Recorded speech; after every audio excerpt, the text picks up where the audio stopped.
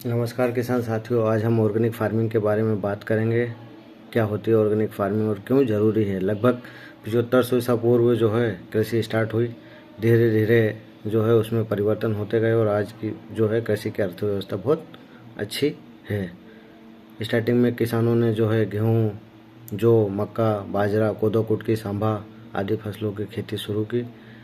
धीरे धीरे जो है व्यावसायिक फसलों पर आए और अभी वर्तमान में जो है बहुत अच्छा उत्पादन ले रहे हैं, पर इसके कई तरह के साइड इफ़ेक्ट किसानों को देखने को मिल रहे हैं।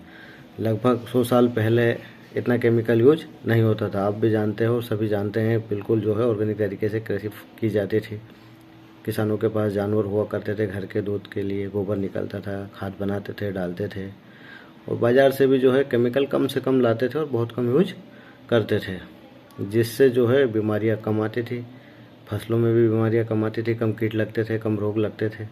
वर्तमान में ज़्यादा केमिकल यूज करने से कीटों की और रोगों की रोग प्रतिरोधक क्षमता बढ़ गई है, जिससे जो है अच्छे से अच्छे केमिकल भी उनके ऊपर असर नहीं दिखा पाते और किसानों को बार बार स्प्रे करना पड़ता है, जिससे ज़मीन जो है बंजर होती जा रही है।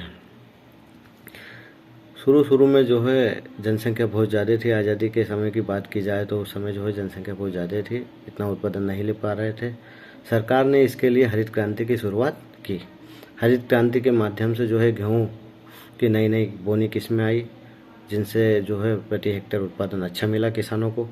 हरित क्रांति की शुरुआत दिल्ली के आसपास के क्षेत्रों में हुई। दिल्ली से जैसे हरियाणा, पंजाब लगा हुआ बेल्ट है, सबसे ज़्यादा असर हरित क्रांति का यहाँ देखने को मिला।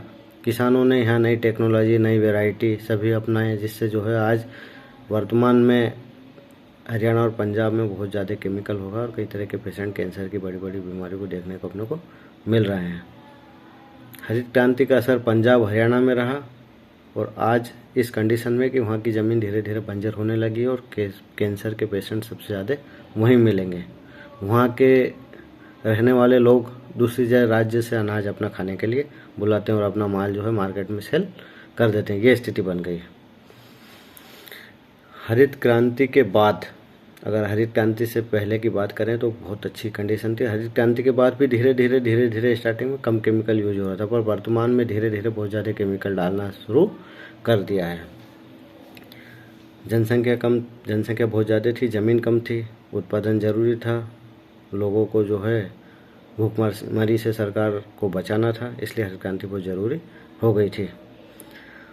कुछ देशों में जो है केमिकल से बचने के लिए, रासायनिक खेती से बचने के लिए पूरी तरीके से केमिकल बैंड भी किए थे, पर वहाँ की जो है अर्थव्यवस्था गड़बड़ा गई, भूखमरी की स्थिति आ गई। हमारे देश में भी हमारी सरकार पूरी तरीके से केमिकल बंद नहीं कर सकती। अगर पूरी तरीके से केमिकल बंद हो जाएंगे तो किसानों का उत्पादन जीरो हो जाएगा, जिससे जो है पूरे देश में अकाल की स्थिति निर्मित हो जाएगी। तो इसका किसान क्या समाधान करें और कैसे समाधान निकालें। इसका समाधान एक ही है कि हम धीरे धीरे जो है रासायनिक खेती के साथ जैविक खेती की शुरुआत करें।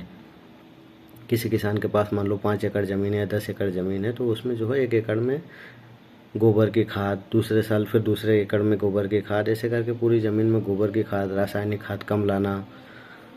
दुकानों पे क्या है, व्यापारी को माल बेचना है जो केमिकल की ज़रूरत नहीं है, किसानों को दे देते हैं और बहुत ज़्यादा किसान यूज करते हैं। जितनी मात्रा आवश्यक है उतनी मात्रा का ही यूज करें। खाद जैसे 1 एकड़ में 1 बोरी लगाइए, फसलों को भी उतनी आवश्यकता है, आप 2 बोरी मत डालो। किसी दवाओं का स्प्रे 50 ml करना, अपन को 80 ml नहीं डालना है उसको। इससे क्या है, साइड इफ़ेक्ट बढ़ेंगे, बीमारियां बढ़ेगी, भूमि बंजर होगी, कीटों की रोग प्रतिरोधक क्षमता बढ़ जाएगी, जिससे उन्हें कंट्रोल करना मुश्किल हो जाएगा और ज़मीन धीरे धीरे बंजर हो जाएगी। आज धीरे धीरे पूरा भारत बीमारियों का घर बनता जा रहा है, इसलिए जैविक खेती बहुत ज़रूरी हो गई है। ठीक, धन्यवाद किसान साथियों।